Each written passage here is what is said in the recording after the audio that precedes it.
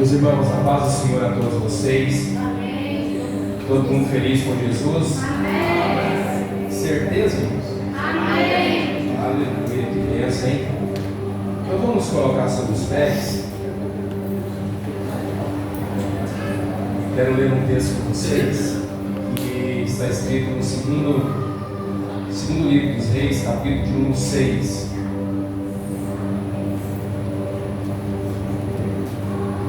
Segundo Reis, capítulo de número 6. Eu acredito que em algum momento da sua vida como cristão você já ouviu sobre a história desse homem e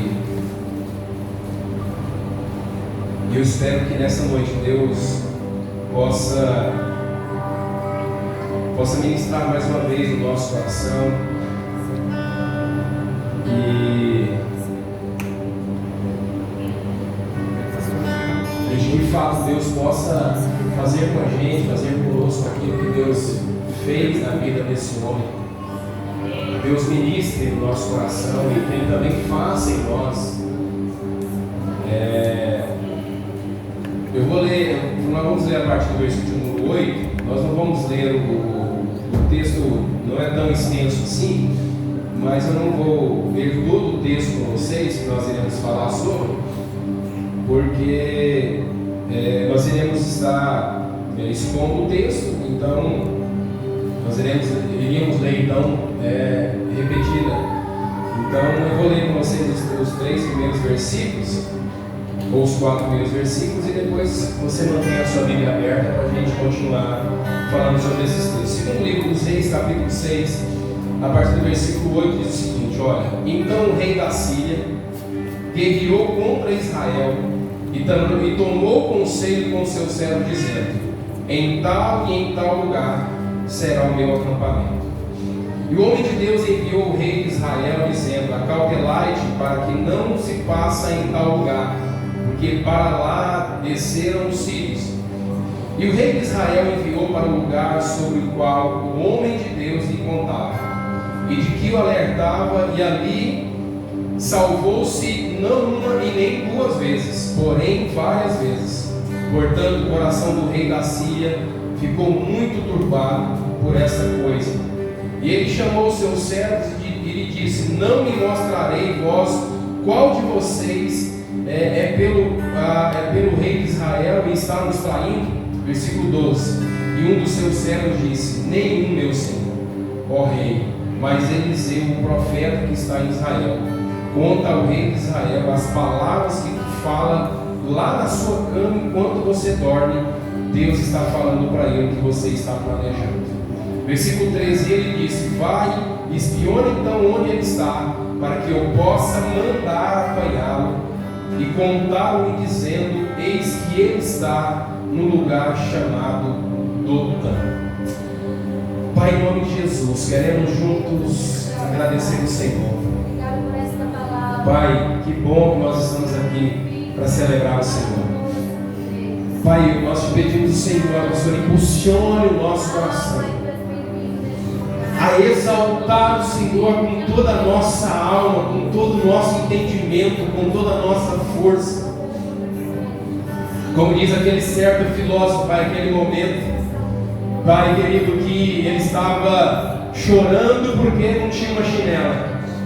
E aí quando ele olha, ele vê um homem que não tinha pernas, e ele diz que naquele momento ele parou de reclamar. Então, Deus, em nome de Jesus, eu sei que nós temos motivo de sobra para celebrar o Senhor. Nós temos motivo de sobra para exaltar o teu nome. Pai, que depois desse texto sendo exposto ainda, que nós possamos entender que o Senhor está conosco em todos os momentos. Pai, em nome de Jesus, que o Senhor venha, Pai, fale no nosso coração através da Tua palavra. Nós estamos aqui para cultuar o Senhor, não é para sermos cultuados, muito menos exaltados e muito menos aplaudidos. Nós estamos aqui para dar honra ao Senhor, porque há 2000 anos atrás o Senhor cumpriu uma promessa que o Senhor fez há 4000 anos, onde o Senhor entregaria o seu filho, ele pisaria na cabeça da serpente, Senhor, ele esmagaria a cabeça da serpente, Deus. Obrigado, Senhor, porque nós estamos aqui por cumprimento de uma promessa e pela obediência dos discípulos ao Senhor. Eles ouviram, acreditaram, creram, obedeceram ao Senhor, e por essa razão nós estamos aqui. Pai, que a geração futura elas possam também servir ao Senhor por conta da nossa obediência. Pai, em nome de Jesus, Pai, faz isso para a glória do Senhor, faz isso para o louvor do Teu nome. Nós pedimos ao Senhor, Deus, que o Senhor venha derramar a Tua bênção sobre nós, que o Senhor venha ministrar, Pai, no nosso coração. Pai, falar conosco nessa noite de uma forma ímpar, de forma única, e que ela possa, Senhor Deus, a Tua palavra moer-nos por dentro, que ela possa, meu Deus, dar uma reviravolta dentro de nós, mas que ela possa fazer aquilo que ela foi designada que ela fosse feita, Senhor. Em nome de Jesus nós oramos, grato ao Senhor, Pai, em nome de Jesus. Pode tomar o seu assento, queridos, por favor. Irmãos, eu acredito que em algum momento da sua história como cristão, você ouviu a história ou presenciou ou ouviu alguma mensagem sobre a vida de Eliseu, e talvez você ouviu até sobre essa história que nós iremos agora aprender um pouco mais sobre ela. Mas para que a gente possa situar um pouco sobre esse texto, para que nós possamos de uma certa forma habituar com o texto, é bom nós entendermos que a Síria, ela invadiu pelo menos 14 vezes os israelitas ou Israel. E todas essas vezes que a Síria invadia Israel, acontecia pelo menos 3 coisas. A primeira delas é que eles matavam o profeta para que a palavra de Deus fosse cessada naquele lugar. Então, o profeta da época, quando o rei da Síria ou a Síria invadia Israel, a primeira coisa que eles faziam era matar os profetas, matava o profeta, que era o profeta da época, para que não houvesse mais a palavra de Deus sendo proferida naquele lugar. A segunda coisa que eles faziam era matar a família dos profetas. E a terceira coisa, eles matavam o rei.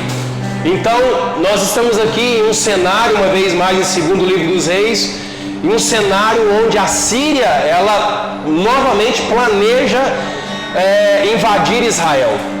E ele tenta isso, o rei da Síria, ele tenta isso por várias vezes, essa invasão a Israel, para acabar com Jerusalém ou tentar destruir o povo.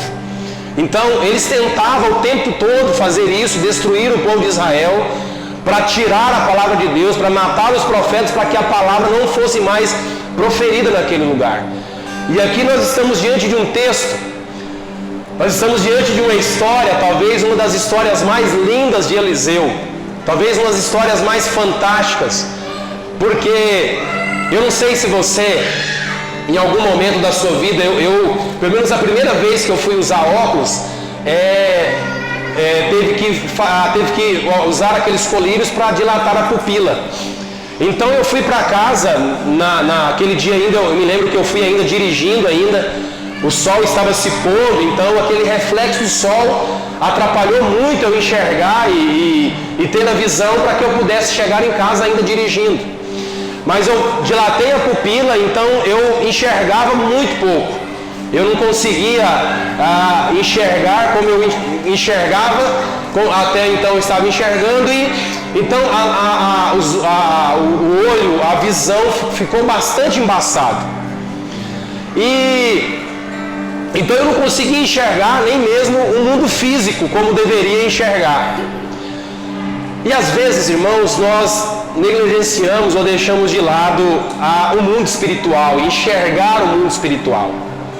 Nós precisamos entender que nós estamos numa guerra constante, uma guerra diária, uma guerra que só terá fim o dia que nós estivermos nos braços do Pai. Mas nós estamos numa guerra, que nós estamos nessa guerra 24 horas. E as lutas ou as armas que nós temos nessa guerra, as armas que nós podemos usar nessa guerra, não é arma física, não é arma palpável. As lutas que nós temos nessa guerra é a nossa vida de oração, a nossa vida de jejum, a nossa comunhão e a nossa leitura da palavra. Eu pensando nesses quatro caminhos para ter uma vida com Deus e as armas que nós temos para lutar contra o nosso inimigo, que é a oração, o jejum, a comunhão e a leitura, eu comecei a trazer isso para os nossos dias atuais e eu pude perceber o seguinte: parece que para nós hoje, os homens mais importantes, as mulheres mais importantes, são aquelas que não têm mais espaço na sua agenda.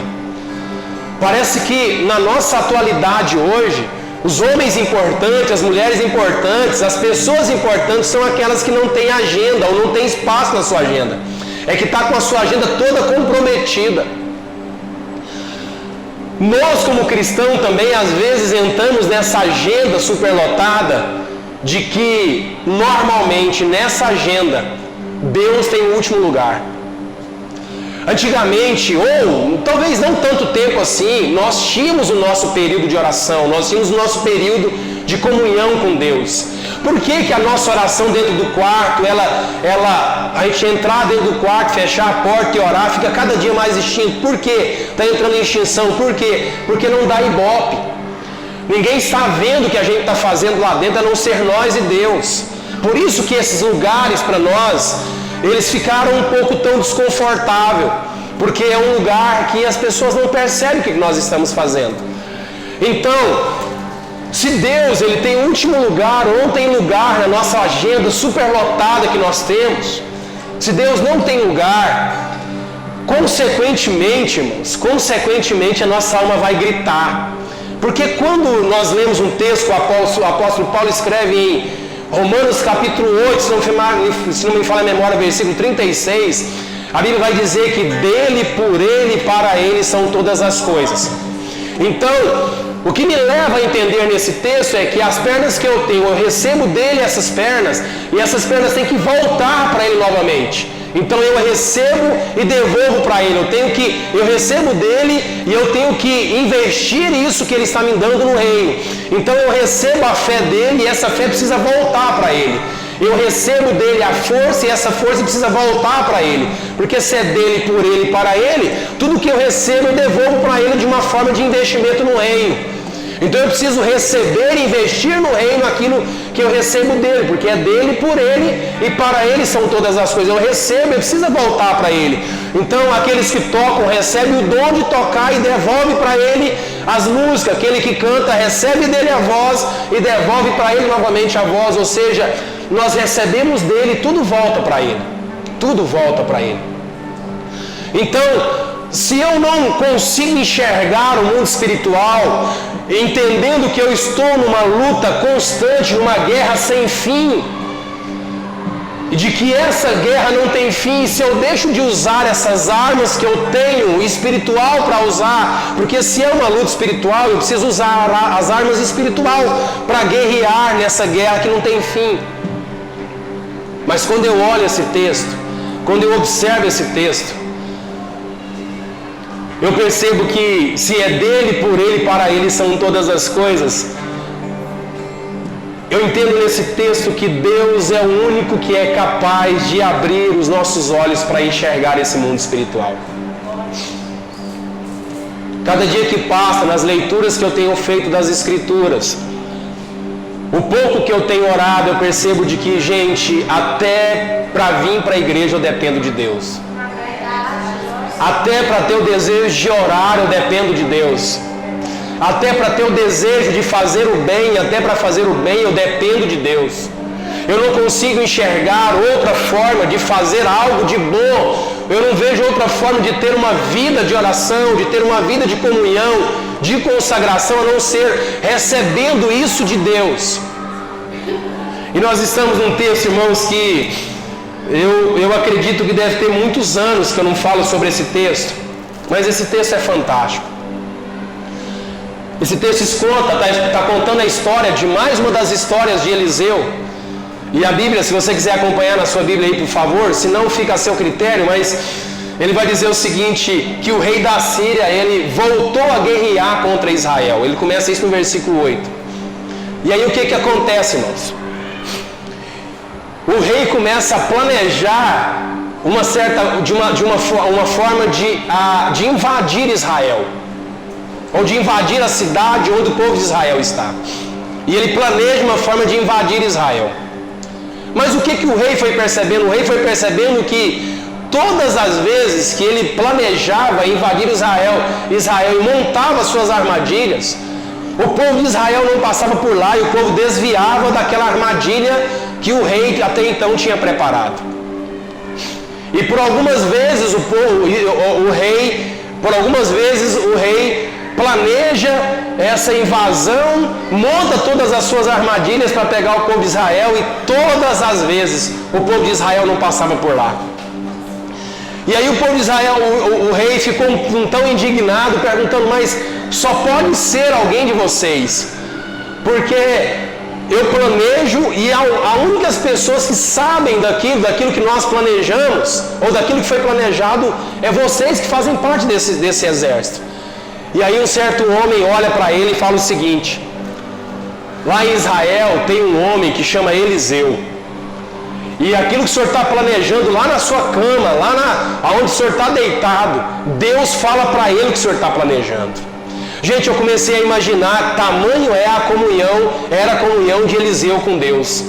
Porque o rei estava deitando, planejando, estava no seu quarto planejando, e Deus estava falando para Eliseu o que o rei estava planejando. Eu tentei imaginar que comunhão era essa de Eliseu com Deus, ao ponto de, ao mesmo tempo que o rei estava planejando, Deus estava falando para Eliseu dentro do quarto dele. Põe no versículo 9 aí, Natan, por favor. E o homem de Deus enviou ao rei de Israel, dizendo: acautelai-te para que não passes em tal lugar, porque para lá desceram os sírios. Então aqui é Eliseu falando para o povo não passar por aquele lugar, porque Deus já tinha falado para ele o que o exército estava planejando. Versículo 10. Ele vai dizer: e o rei de Israel enviou para Deus, e o rei de Israel enviava para Deus lhe contar, e de que o alertara, e ali salvou-se não uma e nem duas vezes. Então, o que está acontecendo lá? É de que Deus o livrou, o povo de Israel, nem por uma e nem por duas vezes. Foi várias vezes que ele fez isso. Mas por que isso estava acontecendo? Porque Deus falava para Eliseu tudo aquilo que o rei estava planejando. Versículo 11. Portanto, o coração do rei da Síria ficou muito turbado por essa coisa. E ele chamou seus servos e disse-lhe: não me mostrarei vós qual de nós é pelo rei de Israel? Então, o rei da Síria fala assim: olha, é melhor vocês contarem para mim, porque só pode alguém de nós estar a favor do rei de Israel. Porque o que acontece, o que nós estamos planejando aqui, ele já tem consciência desse planejamento.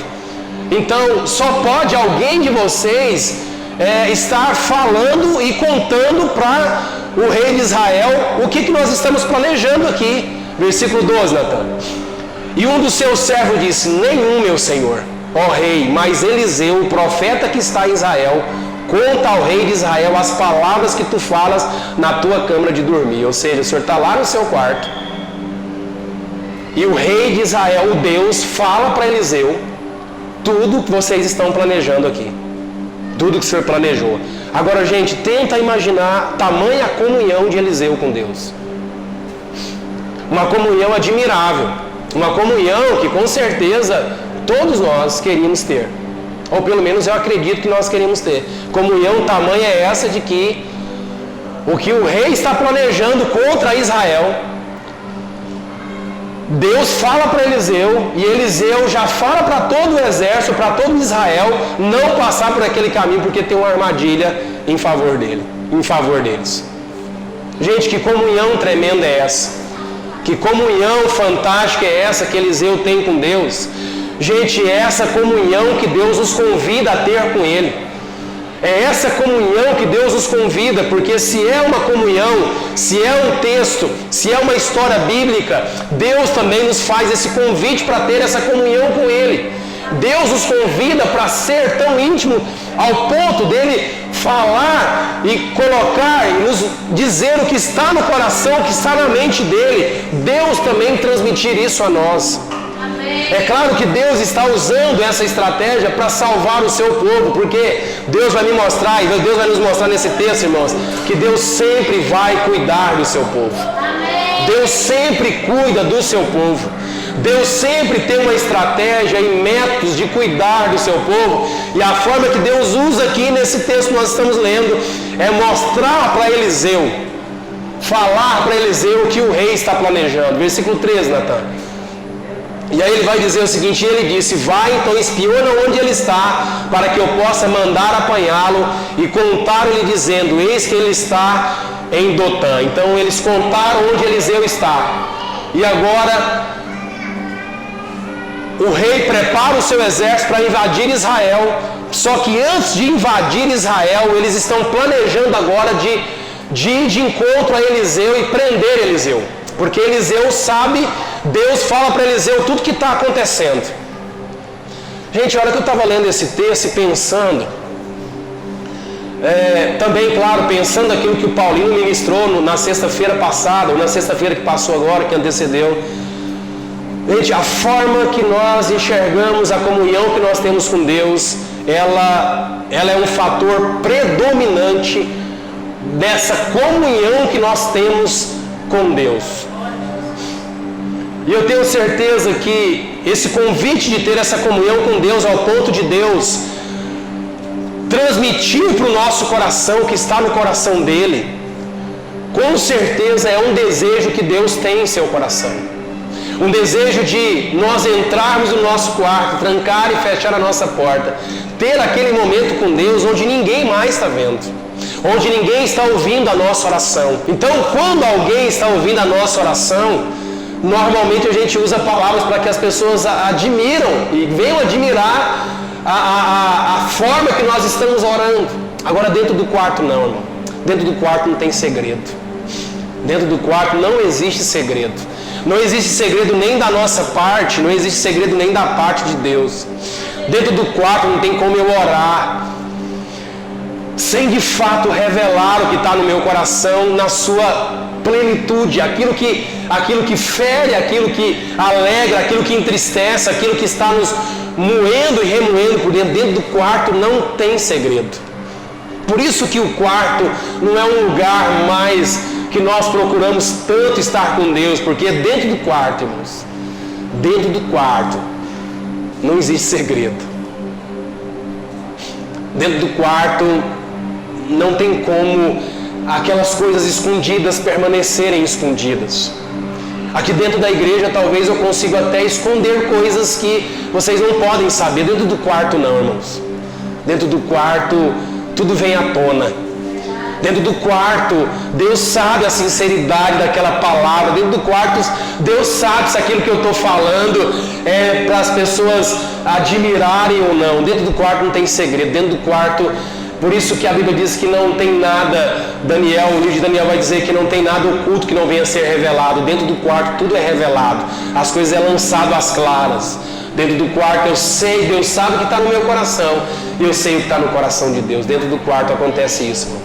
Dentro do quarto não tem como os filhos esconderem coisas dos pais. Dentro do quarto não tem como o esposo esconder coisas da esposa esconder do esposo.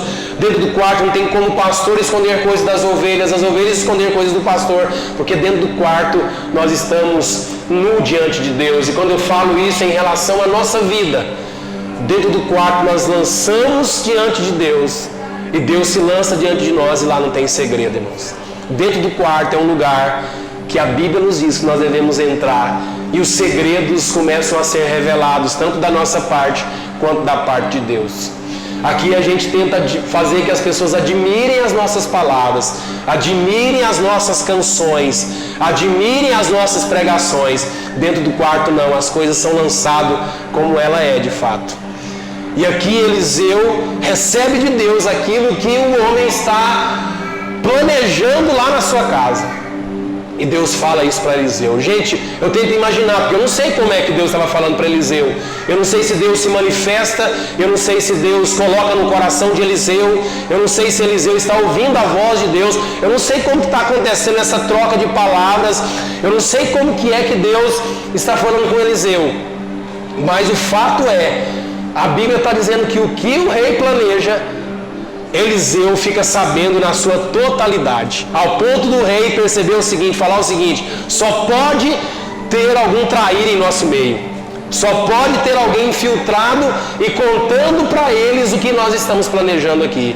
E o homem ciente, um homem naquele lugar, possivelmente um conselheiro do rei, fala assim: não, lá tem um homem chamado Eliseu e Deus fala tudo para ele. Gente, esse deveria ser um desejo nosso, de Deus contar tudo para nós, gente. Imagina que comunhão não seria essa. Você saber que a gente teria da parte de Deus tudo aquilo que a gente deveria fazer. A gente erra tanto, não é verdade, irmãos?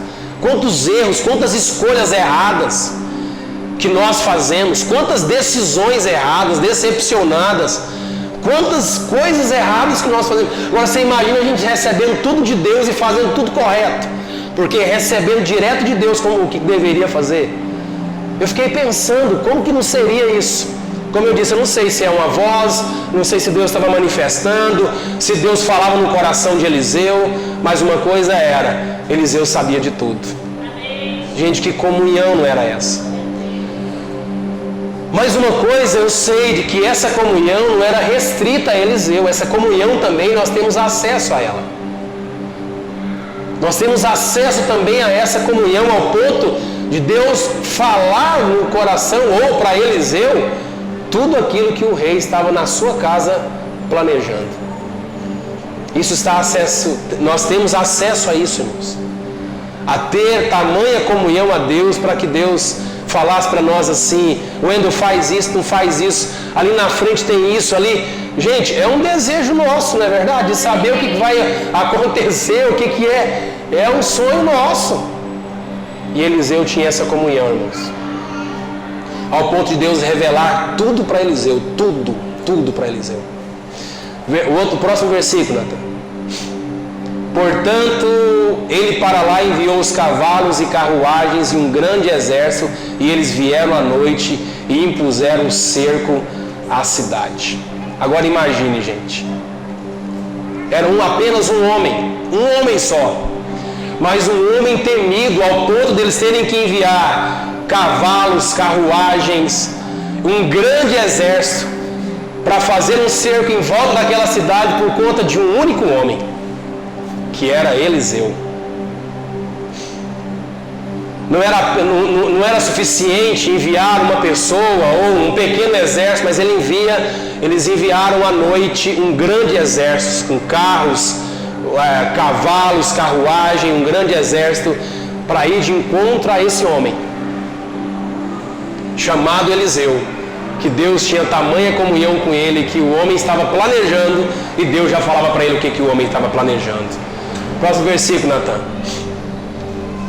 E quando o servo do homem de Deus havia se levantado cedo e saído, eis que o exército cercava a cidade, tanto com cavalos quanto com carruagem. O seu servo disse a ele: ai, meu mestre, como nós faremos? Eu fiquei pensando nessa passagem aqui, quantas vezes, irmãos, quantas vezes nós nos deparamos com situações que nós fizemos essa mesma pergunta que o servo de Eliseu fez: e agora, o que nós vamos fazer?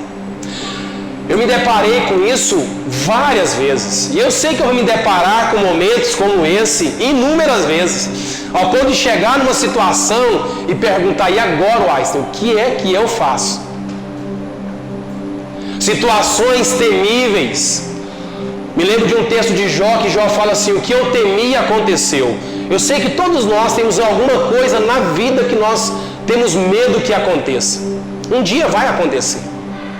Jó fala: o que eu temia aconteceu, o que eu temia aconteceu. E agora o servo de Eliseu olha aqueles carros, aqueles cavalos, aquelas carruagens, aquele grande exército, e falou para Eliseu: e agora? O que nós vamos fazer, o que nós faremos agora.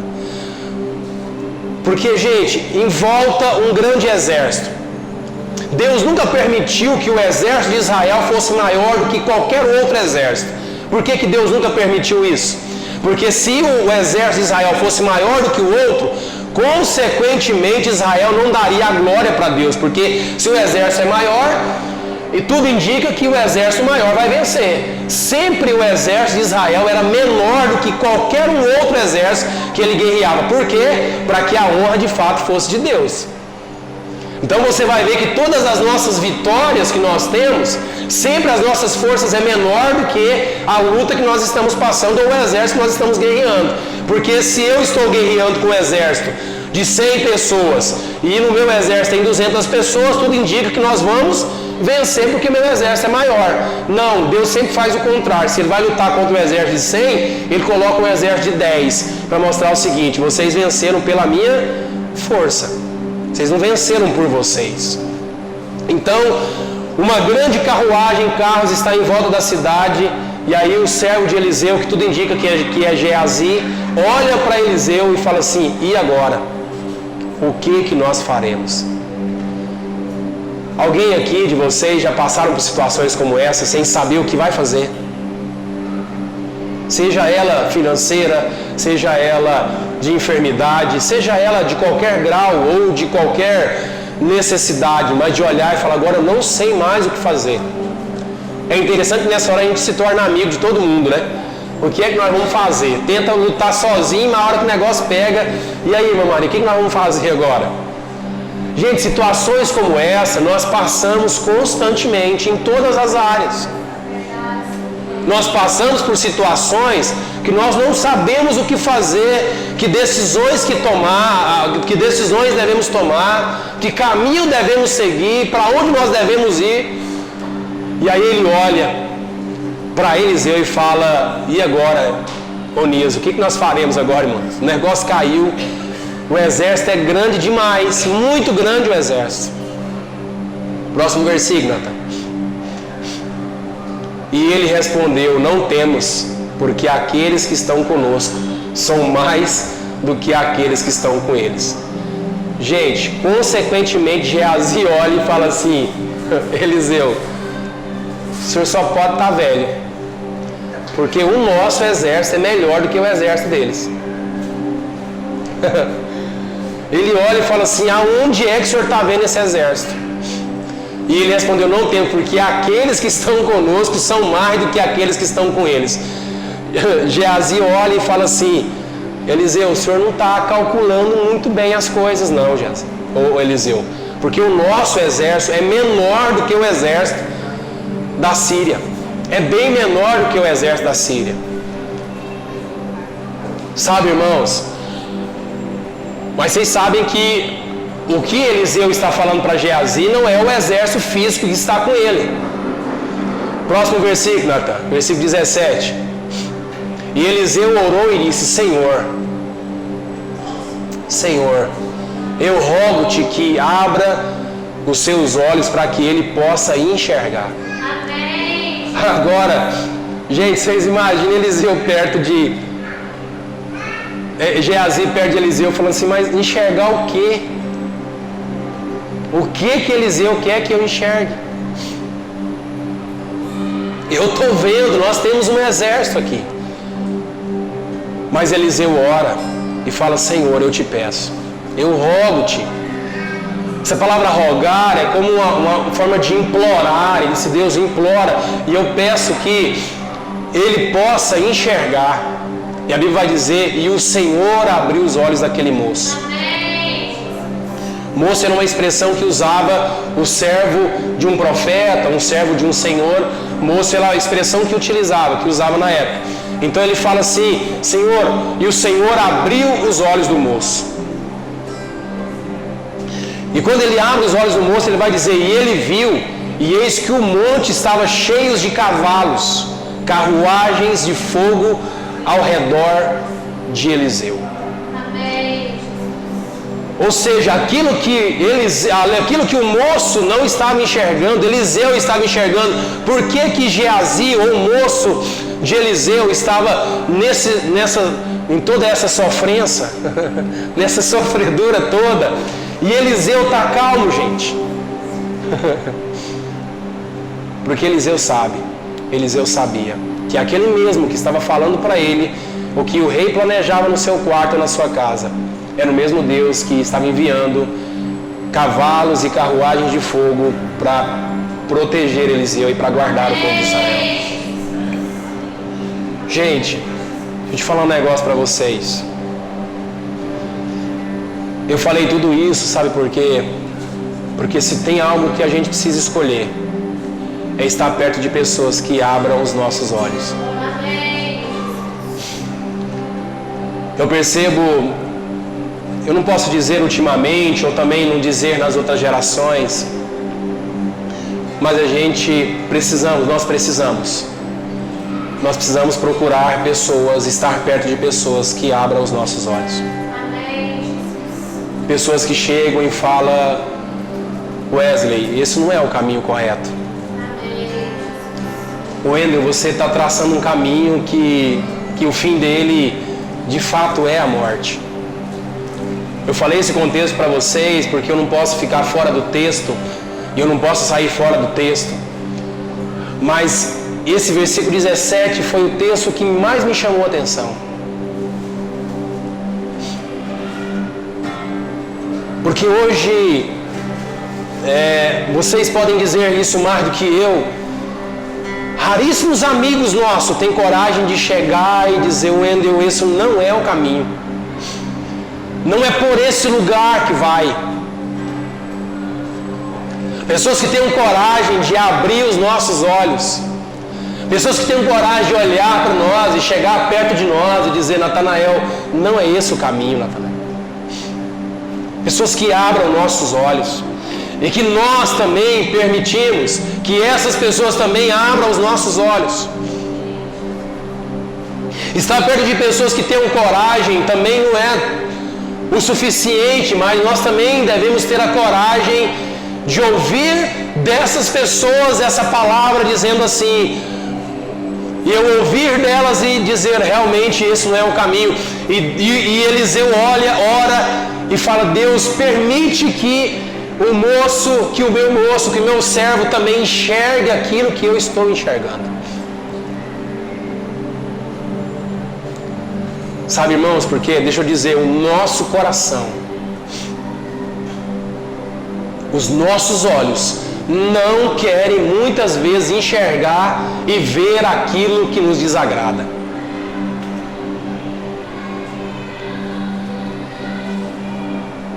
Os nossos olhos, o nosso ouvido, eles não querem ouvir aquilo que nos desagrada. Nós temos uma parte em nós que todas as vezes que a gente ouve aquilo que desagrada, é da mesma forma quando você tira um pirulito de uma criança. Ela entra em desespero. E nós temos essa parte também. Nós temos uma parte que quando ela vai ouvir aquilo que desagrada a ela, nós temos uma parte que todas as vezes que ela está ouvindo que ela não está no caminho correto, ela entra em desespero. E quando eu vi esse texto, Eliseu orando, dizendo: Senhor, eu rogo que o Senhor abra os olhos desse moço. Amém. Abra os olhos dele. Amém. Se você prestar atenção nas suas orações, você vai perceber que raríssimas vezes nós oramos pedindo para Deus abrir os nossos olhos. Sabe por quê? Porque nós queremos enxergar só aquilo que nos satisfaz. Nós até pedimos às vezes para Deus nos usar do jeito que Ele quer, porém, desde que Ele use do jeito que Ele quer, mas não tirando aquilo que eu quero. E quando eu li esse texto, eu vendo Eliseu orando, e eu imagino um moço do lado dele dizendo: o que é que Eliseu está enxergando? O que que Eliseu está vendo que eu não estou vendo? E Eliseu ora e Deus responde a oração de Eliseu. E o moço enxerga carruagens de fogo, um grande exército. Nós devemos escolher, nós precisamos escolher estar perto de pessoas que abram os nossos olhos. Que tenham coragem de abrir os nossos olhos e de dizer a verdade a nós. Porque o homem estava em desespero e Eliseu tranquilo, porque havia cheio de cavalos e carruagem de fogo ao redor de Eliseu. E aí Eliseu ora e disse: Deus, mostra para ele o que eu estou vendo. Mostra para ele o que eu estou enxergando. Versículo 18. Foi até o 17. Ei, mas que coisa, hein? Mas vamos lá.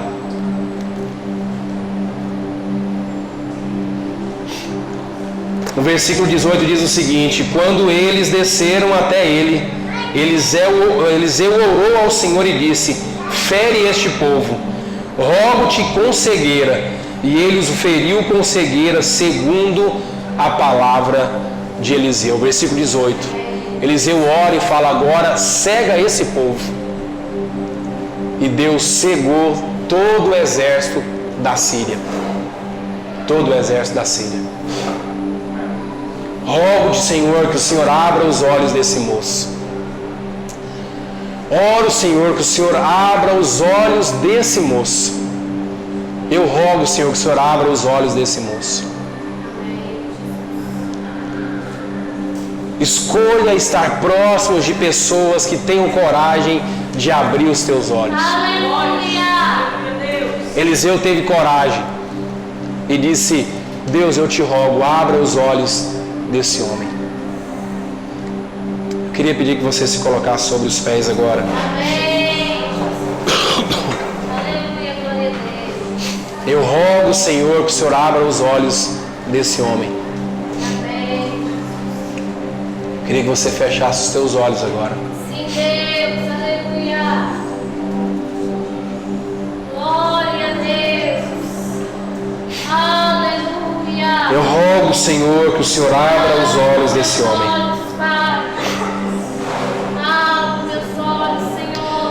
Feche os seus olhos agora.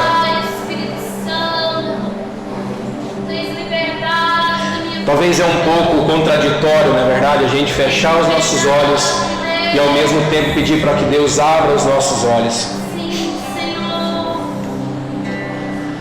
Meus queridos, a Bíblia diz que tem caminho para o homem que parece certo, mas o final dele leva à morte. E eu quero, nessa hora, eu quero te impulsionar e também te desafiar a você. A talvez fazer uma oração que você nunca fez antes. Ou talvez já fez também, mas eu quero te impulsionar a você e desafiar a você a fazer uma oração, talvez uma oração que você nunca fez com tanta impulsividade, com tanto desejo. Porque parece que Deus respondia às orações de Eliseu com tanta facilidade. Deus abre os olhos, Deus abria. Deus cega o povo e Deus cegava. Parece que Deus respondia a oração de Eliseu com uma facilidade tão grande. Mas veja que parece que para Eliseu o mundo físico e o mundo espiritual não tinha diferença. Eliseu conseguia enxergar o mundo físico e enxergar o mundo espiritual ao mesmo tempo. Mas ele orava e disse: Deus cega, e Deus cegava. Deus abre os olhos e Deus abriu os olhos. Que comunhão é essa que Eliseu tinha com Deus, queridos? E é essa comunhão que Deus nos convida nesta noite a ter com Ele. Então que nessa oração você ore de tamanha, ou talvez de um jeito que você nunca orou antes. Se você quer ter essa comunhão com Deus, se você quer ter essa comunhão tamanha com Deus, ore a Deus e diga: Deus, abre os meus olhos e me mostre o caminho errado que eu tenho andado. Deus, abre os meus olhos e mostre o lugar que eu estou, que eu não deveria estar. Deus, me mostre as palavras que eu tenho falado, que eu não deveria falar. Deus, me mostre o que o meu coração está sentindo, que não deveria sentir. Deus, abre os meus olhos aos pontos de que os meus pecados venham à clara e o Senhor me mostre aquilo que eu estou fazendo que desagrada ao Senhor, Pai. Eu quero te desafiar a você a orar nesta noite E talvez uma oração que você nunca fez, dizendo: Deus, me mostra. Me mostre onde eu estou, que eu não deveria estar. O que eu estou fazendo, que não deveria fazer. O que eu estou dizendo, que não deveria dizer. Que eu estou, meu Deus, que eu estou me comportando, que eu não deveria me comportar. Sabe,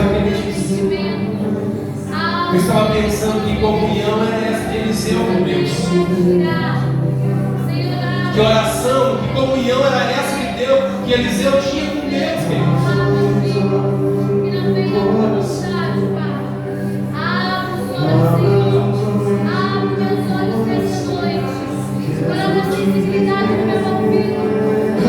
Olha, eu quero te desafiar a você não ficar calado e clamar a Deus.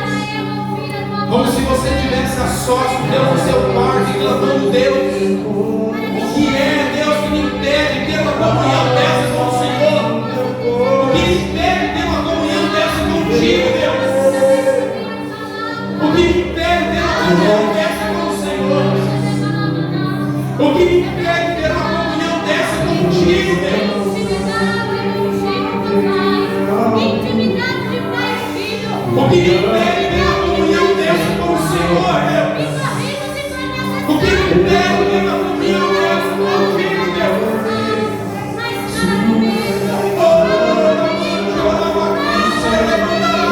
Isso, clame. Enche este lugar de amor. Enche este lugar de amor. O que tem me afastado de ti, Jesus?